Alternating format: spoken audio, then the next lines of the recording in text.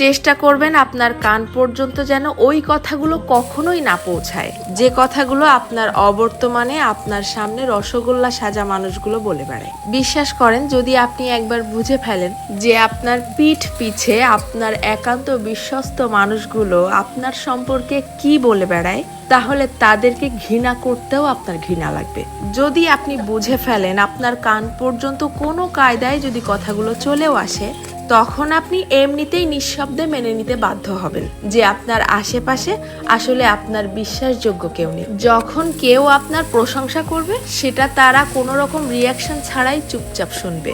অথচ কেউ যখন আপনার সম্পর্কে খারাপ কিছু বলবে, সেটা দেখবেন যত দ্রুত সম্ভব এরাই মানুষের মধ্যে ছড়িয়ে দিবে।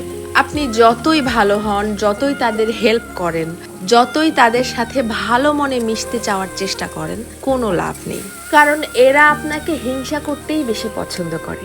আপনার সামনে দেখাবে যে আপনাকে ভালোবাসে, অথচ আপনার পিঠ পিছে আপনাকে প্রচন্ড লেভেলের হিংসা করে। দীর্ঘদিন ধরে সবকিছু জেনেও চুপচাপ সহ্য করতে করতে যখন আপনি তাদের মতের অমিল হয় এইরকম সামান্য দু একটা কথা বলে বসবেন, তখনই বুঝতে পারবেন তাদের আসল রূপ। তাদেরকে এতদিন ধরে দেখানো আপনার সমস্ত সম্মান, ভালোবাসা, হেল্প, স্যাক্রিফাইস বিশাল আকারে ঢাকঢোল পিটিয়ে আপনার মুখের উপরে ছুঁড়ে মারবে, যেন এগুলো তাদের কাছে কিছুই ছিল না। আমার কথাগুলো বিশ্বাস হচ্ছে না? আপনি আপনার জীবনে এই ব্যাপারটা একবার অ্যাপ্লাই করে দেখতে পারেন। বিশ্বাস করেন, কেউ কারোর আপন না, শুধুমাত্র সামনাসামনি আপন আপন সাজার ভান ধরে। যত দ্রুত আপনি এই সত্যিটা বুঝতে পারবেন, তত দ্রুত আপনার জীবনটা শুধরে যাবে। কারণ কেবলমাত্র তখনই আপনি সেই আপন সাজা মানুষগুলোর সামনে নিজেকে প্রেজেন্ট করা বন্ধ করে দিবেন। কারো কাছ থেকে কোনো এক্সপেকটেশনও রাখবেন না।